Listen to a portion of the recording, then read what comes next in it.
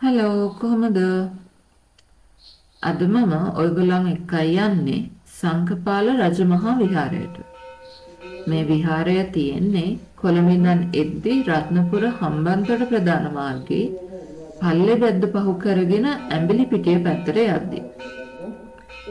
මේ ඓතිහාසික විහාරයේ කතාව දුටුගැමුණු රජතුමාගේ කාලයෙන් තමයි පටන් ගන්නෙ. හැමෝම අහලා තියෙනවනේ දුටුගැමුණු රජතුමාගේ දසමහයෝධයන් ගැන. මේ දසමහයෝධයන්ගෙන් කෙනෙක් තමයි පුස්සදේව කියන්නේ. මේ පුස්සදේවගේ වාසස්ථානයේ විදිහට මෙතන හඳුන්වනවා. දැන් කාලේ වගේ ඉස්සර කාලේ sannivedanaya දෙවුණු නැති නිසා ඉස්සර යුද්ධයකට සේනාව රැස් කරන්නේ සංඛයක් පිබලා. සංඛය කියන්නේ හග්ගෙඩිය වගේ එකක්. ඒ සද්දෙට යුද්ධයට යන සේනාව එතනට එක් රැස් වෙනවා. දුටුගැමුණු රජතුමාගේ දසමහා යෝධයන්ගෙන් වැඩියෙන්ම හයියෙන් මේ සංඛය පිඹින්න පුළුවන් වෙලා තියෙන්නේ පුස්සදේවට.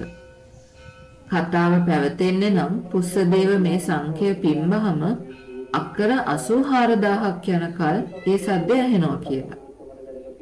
ඒ නිසා දුටුගැමුණු රජතුමා ඔහුගේ සංඛය මේ පුස්සදේවට දීලා තිබිලා තියෙනවා යුද්ධයකට සේනාව රැස් කරන්න. ඉතින් එළාර රජතුමත් එක්ක තිබ්බ සටනේදී මේ විදිහට පුස්සදේව සංඛය පිඹලා සේනාව එකතු කරලා යුද්ධයට ගිහින් තියෙනවා. දුටුගැමුණු රජතුමා එළාර රජතුමා එක්ක යුද්ධයෙන් ජයග්‍රහණය කරාට පස්සේ පුස්සදේවට ගම්වරයක් විදිහට පල්ලෙබැද්ද ප්‍රදේශය දීලා තියෙනවා. සමහරු කියනවා මේ සංඛ්‍ය පින්බට පස්සේ ඇහෙන ඒ වට ප්‍රමාණය ගම්වරයක් විදිහට දුන්නා කියලා. ඉතින් රජතුමා පුස්සදේවට දුන්න මේ සංඛ්‍ය තැන්පත් කරලා පුස්සදේව චෛත්‍යයක් හදලා විහාරයක් ඉදි කරවලා තියෙනවා. ඒ තමයි මේ සංකපාල විහාරය කියලා කියන්නේ. මේ සංකපාල කියන නම ඇවිත් තියෙන්නේ සංඛ්‍ය තැන්පත් කරපු චෛත්‍යයක් තියෙන නිසා කියලායි කියන්නේ. පස්සේ කාලයේදී පුස්සදේවට යුද්ධයේදී සටන් කළා උන මරණ දැකලා ඒ ගැන කලකිරිලා භික්ෂුභාවයට පත් වෙලා තියෙනවා. ඊට පස්සේ මේ සංකපාල විහාරයේ 500ක් සංඝයා සමග ආරණ්‍යගතව වාසය කරා කියලායි කියන්නේ. මේ ආරණ්‍ය මේ කන්ද උඩට වෙනකල් විහිදෙනවා. මේ කන්දේ කටාරම් කොටපු ගල් ගුහා කුටි 14ක් තියෙනවා. කටාරම් කියන්නේ ලෙන් ගුහාවලට වැස්සට ඇතුළට වතුරෙන් නැති වෙන්න වතුර ගලාගෙන යන විදිහට ගුහාවේ ඉහළින් කොටලා තියෙන පීල්ලක් වගේ එකක්. මේ ගල් ගුහාවල සංඝයා වහන්සේලා භාවනානුයෝගීව වැඩ වාසය කරලා තියෙනවා. මේ විදිහට භාවනානුයෝගීව හිටපු පුස්සදේව ස්වාමීන් වහන්සේ රහත් භාවයට පත් වුණා කියලායි කියන්නේ. කාලයත් එක්ක මේ සංඝපාල විහාරය අතහැරලා දාලා තියෙනවා. ඔය ඈතින් පේන්නේ සිංහරාජ වනාන්තරයේ බටහිර බෑවුම.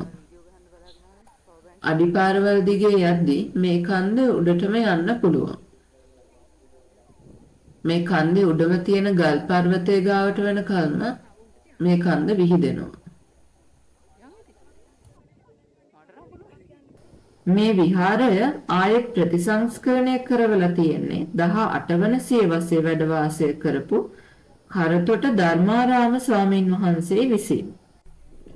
රජතුමාගේ ඔත්තුකාරයින් මේ ස්වාමින් වහන්සේ මහනුවර වැඩ වාසය කරද්දී රාජාධිරාජසිංහ රජතුමාට මේ ස්වාමින් වහන්සේ ගැන බොරු ඔත්තු ලබා දීලා තියෙනවා. ඒ ධර්මාරාම ස්වාමින් වහන්සේ ඕලන්ද ජාතකීන් සමග සමීප සම්බන්ධතා තියෙනවා කියලා. රජතුමා මේ කතාව විශ්වාස කරලා ස්වාමින් වහන්සේව සිරගත කරලා තියෙනවා. ඉතින් මෙහෙම සිරගත වෙලා ඉද්දී මේ ස්වාමින් වහන්සේ කාටවත් තේරුම් ගන්න බැරි විදිහේ කවි පෙළක් ලියලා තියෙනවා. මේ කවි පෙළේ තේරුම රජතුමාගේ රාජසභාවේ අයගෙන් ඇහුවට කිසිම කෙනෙක්ට කියා ගන්න පුළුවන් වෙලා නම් නැහැ. ඊට පස්සේ රජතුමා ධර්මාරාම ස්වාමින් වහන්සේගෙන් මේ කවිවල තේරුම අහගෙන ඒ කවිවලට පැහැදිලා ස්වාමින් වහන්සේව නිදහස් කරලා තියෙනවා. එහෙම නිදහස් කරද්දී මේ සංඝපාල විහාරය එක්ක පල්ලේබද්ද ප්‍රදේශය ස්වාමින් වහන්සේට පිරිනමලා තියෙනවා. ඊට පස්සේ තමයි මේ ස්වාමින් වහන්සේ මේ සංඝපාල විහාරය නැවත ප්‍රතිසංස්කරණය කරවලා හදවලා තියෙන්නේ. මේ ස්වාමින් වහන්සේ ලිව්ව ඒ කවි එක ගල් ගුහාවක අදටත් ප්‍රදර්ශනයට තියලා තියෙනවා. මේ කවි පේලි 18ක් සහ තීරු 18කින් සමන්විතයි. ස්වාමින් වහන්සේ විසින් මේ ලිව්ව කවි වමේ ඉඳන් දකුණටත් දකුණේ ඉඳන් වමටත් ඒ වගේම ඉහළින් ඉඳන් පහළටත් පහළින් ඉඳන් ඉහළටත් කියවන්න පුළුවන්. හරියට කවි වලින් හැදුව ක්‍රොස්වර්ඩ් පසල් එකක් වගේ කියලායි කියන්නේ. කන්ද ඉහළට යද්දි පිහිටලා තියෙන මේ ගල් ගුහාවල දැන් දේවාල පිහිටවලා තියෙනවා. බුද්ධ ප්‍රතිමා වලට අමතරව දේව රූපත් මේ ගල් ගුහාවල තියෙනවා. මේ ප්‍රදේශයේ පුරාණ බ්‍රාහ්මීය සෙල්ලිපි දෙකක් හොයාගෙන තියෙනවා.